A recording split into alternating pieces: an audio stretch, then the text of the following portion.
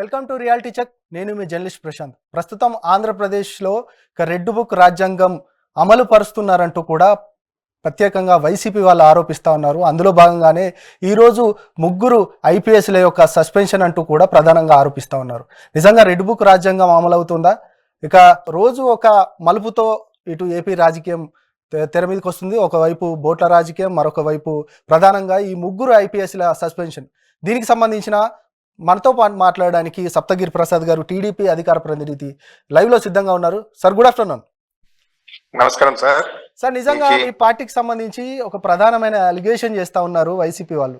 Red book రాజ్యాంగం అమల్లోకి వచ్చింది, అందులో భాగంగానే ఇక ముగ్గురు ఐపీఎస్ల సస్పెన్షన్ అంటూ కూడా ప్రధానంగా ఆరోపిస్తా ఉన్నారు. దీనికి సంబంధించి మీరేం చెప్తారు? సార్, పచ్చకామార్లోనోడికి లోకమంతా పచ్చగా కనిపిస్తా ఉన్నట్టు వైసీపీ బులుగు మీడియాకి, బులుగు బ్యాచ్ కి రాజ్యాంగబద్ధంగా జరిగేదన్నీ కూడా వాళ్ళకి రెడ్ బుక్ లాగే కనిపిస్తుంది. నేను ఒకటే చెప్తున్నా, రెడ్ బుక్ అనే విషయాన్ని మేము కొట్టిపారేయటం లేదు. ఎవరైతే రాజారెడ్డి రాజ్యాంగాన్ని అమలు చేసి ప్రజల్ని వేధించి ప్రజల రక్తాన్ని పీల్చి పిప్పి చేసినటువంటి దుర్మార్గులు ఎవరు ఉన్నా సరే వాళ్ళకి రెడ్ బుక్ రాజ్యాంగం ట్రీట్మెంట్ ఇచ్చి తీరుతాము. ఓకే, మీరు టేక్ ఇట్ ఫర్ గ్రాంటెడ్. మీ ఈహా టీవీలో ఈ చర్చ ద్వారా ఐఎమ్ కన్ఫర్మింగ్, ఎవరైతే ప్రజల్ని వేధించినారో, ఎవరైతే మంది సొమ్ముని పందులు కుక్కుల్లాగా దోచుకొని తిన్నారో వాళ్ళని ప్రజాక్షేత్రంలో శిక్షించడమే రెడ్ బుక్ రాజ్యాంగం యొక్క అల్టిమేట్ యొక్క లక్ష్యం.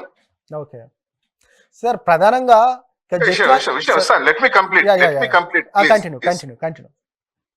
మా లోకేష్ బాబు గారు పాదయాత్ర చేస్తున్నప్పుడు రెడ్ బుక్ ని చూపించే ఓటు అడిగాడు. ఎట్లా? రెడ్ బుక్ ఇలా చూపించాము, ఈ రెడ్ బుక్ లో ఎవరైతే మిమ్మల్ని వేధించారో, ఎవరైతే మిమ్మల్ని బాధించారో, ఎవరైతే మిమ్మల్ని కించపరిచారో, అవమానపరిచారో, ఎవరైతే మిమ్మల్ని వేధించుకొని తిన్నారో వాళ్ళందరి పేర్లు రెడ్ బుక్ లో ఉంది. ఎవరైతే ప్రజా కంటకులుగా ఉన్నారో వాళ్ళ పేర్లు రెడ్ బుక్ లో ఉంది. మేము అధికారంలోకి వచ్చిన తర్వాత రెడ్ బుక్ లో ఉండే వాళ్ళ పైన చట్టరీత్యా చర్యలు తీసుకుంటామని రెడ్ బుక్ చూపించే ఓటు అడిగాం. ఆ రెడ్ బుక్ చూపించి ఓటు అడగటంతోనే అది కూడా ఒక ఈ సూపర్ 6 అనేటువంటి స్కీమ్ తో పాటు రెడ్ బుక్ స్కీమ్ కూడా ఒక మేనిఫెస్టోలో భాగమే. అందుకే మాకు 164 సీట్లు ఇచ్చుండేది. మేము ఈ రెడ్ బుక్ చూపించిన వల్లే మాకు 164 సీట్లు ఇచ్చారు.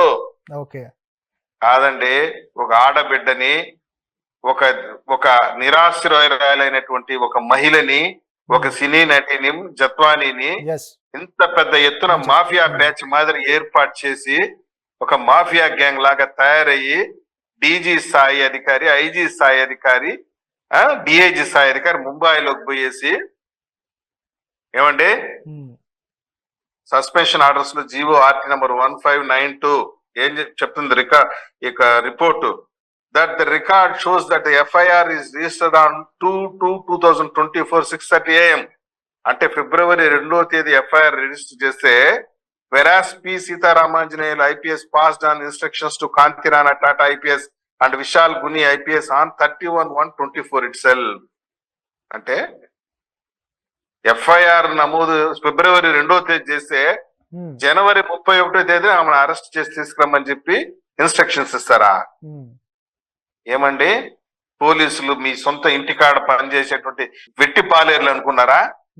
ఇట్లా వాడుకుంటారా? ఇప్పుడు ఒక సజ్జల రామకృష్ణారెడ్డి అనేవాడు ఒక పెద్ద 420 అతను చెప్పాడు ఎవరికి? సీతారామాంజనేయులకి అరెస్ట్ చేసి తీసుకురా అని చెప్పేసి. ఒక ఐపీఎస్ చదివిన అధికారిగా నువ్వేం చెప్పలే?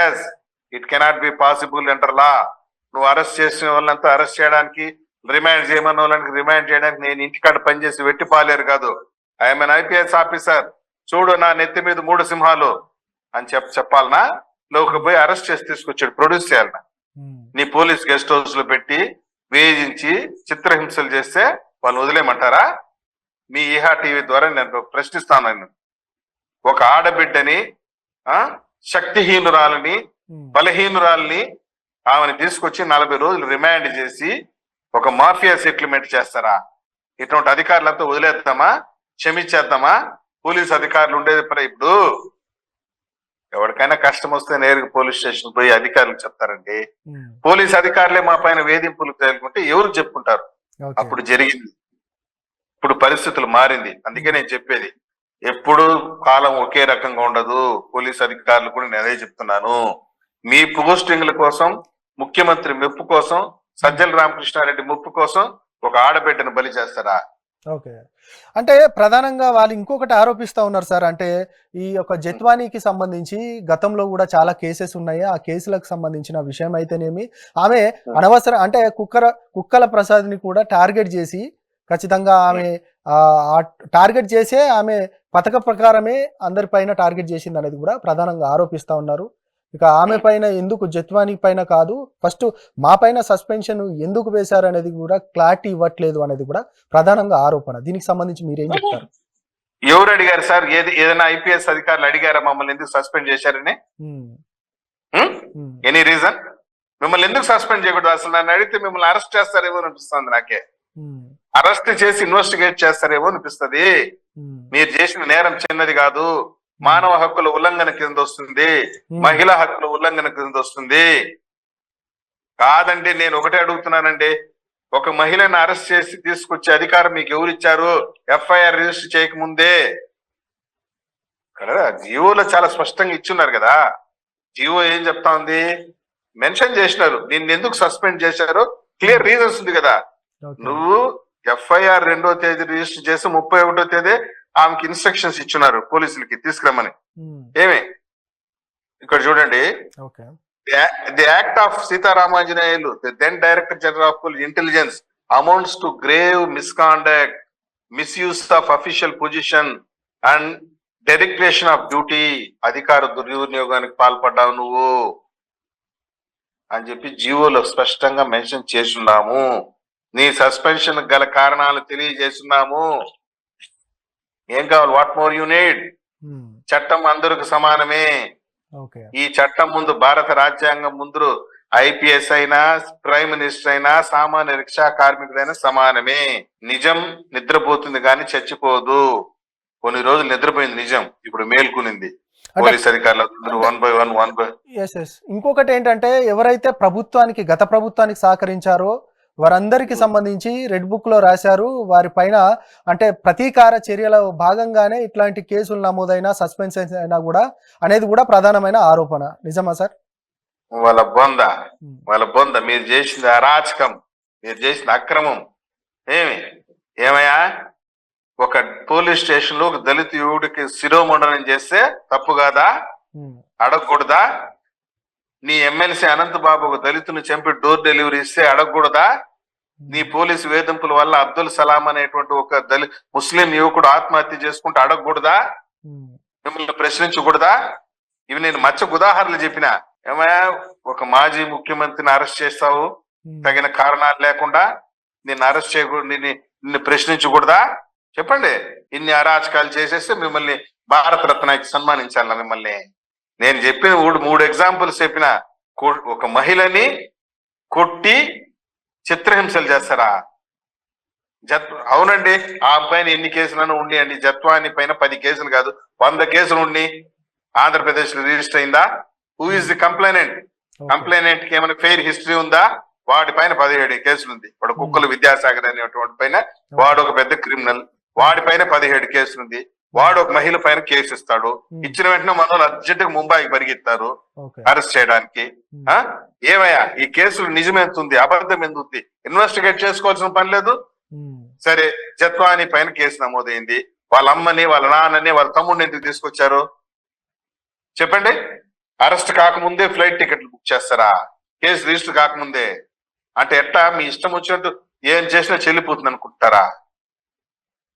ఎవరు అడిగే వాళ్ళు ఎవరు ఉండరు అనుకుంటున్నారా?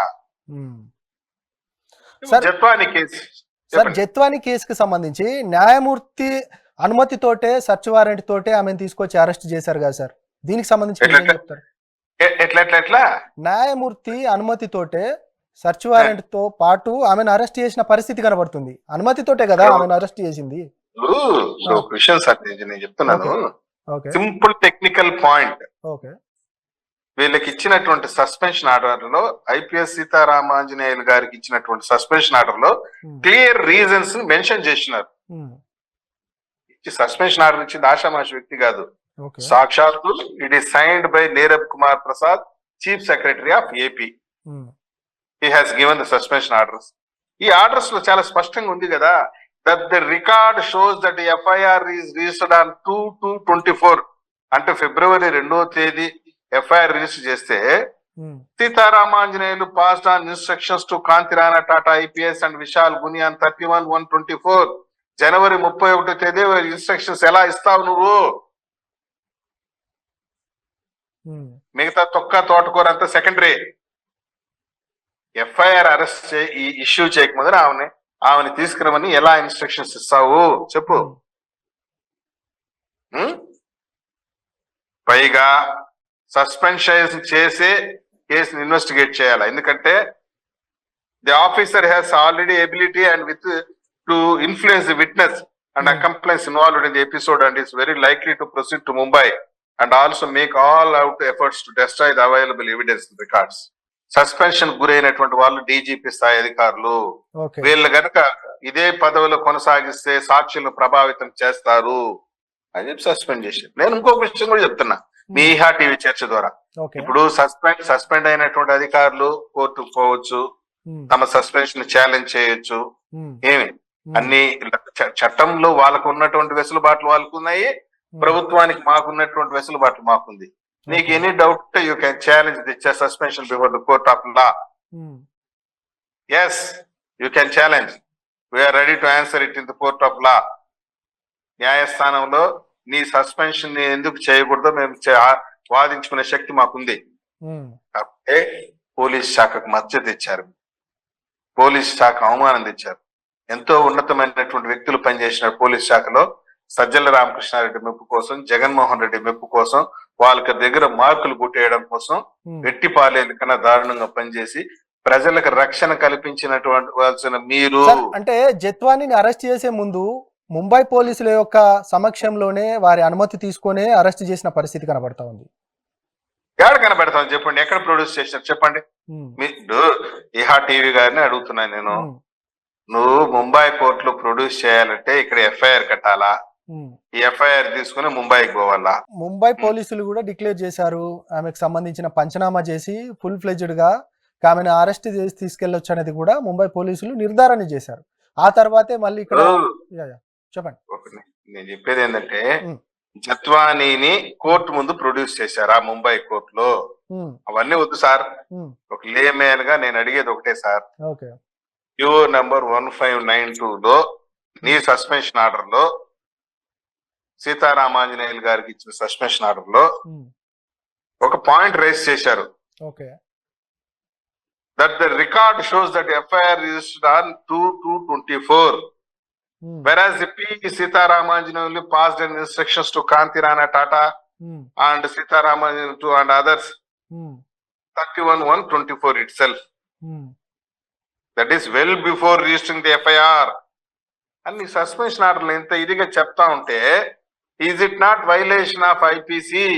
Is it not violation of human rights?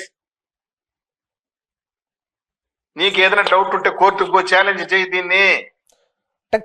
అంటే ముంబై పోలీసులు అనుమతి తీసుకున్నారు, తర్వాత కోర్టుకు పంచనామా సమర్పించారు, ఆ తర్వాతే అరెస్ట్ చేసి నిర్ధారించి. సార్ చెప్పండి, ఒక నిమిషం సార్, నాకు అవన్నీ వద్దు సార్, నాకు అవల్ల వద్దు. ఈ పాయింట్ కి ఏం ఆన్సర్ చెప్తారు చెప్పండి. ఎఫ్ఐఆర్ రిజిస్టర్ చేయకముందు ఎందుకు నువ్వు ఆమెను అరెస్ట్ చేయడానికి రంగం సిద్ధం చేశావు? జనరల్ గా ఏం జరుగుతుందంటే, ఒక విషయం చెప్తానండి బాగా, మీరు సీనియర్ మోస్ట్ జర్నలిస్ట్, ఒక్క నిమిషం, సీనియర్ మోస్ట్ జర్నలిస్ట్. మామూలుగా ఊర్లలో ఏం జరుగుతా అంటే, ఏదైనా కంప్లైంట్ ఇస్తే పోలీస్ స్టేషన్ లో పోలీసులు ఫస్ట్ ఆమె పిలిపిస్తారు, పిలిపించి విచారించిన తర్వాత మళ్ళీ ఎఫ్ఐఆర్ కడతారు. ఏం చెప్పేది, ఇది పల్లెల్లో జరిగింది. ఇప్పుడు నేను కంప్లైంట్ ఇస్తాను, సార్ నన్ను పలానా జర్నలిస్ట్ గారు కొట్టారు అంటే, పోలీసులు కొద్దిగా పొలిటికల్ ఇంట్రెస్ట్ ఉండింది అనుకోండి, నా పైన ప్రేమ ఉండింది అనుకో,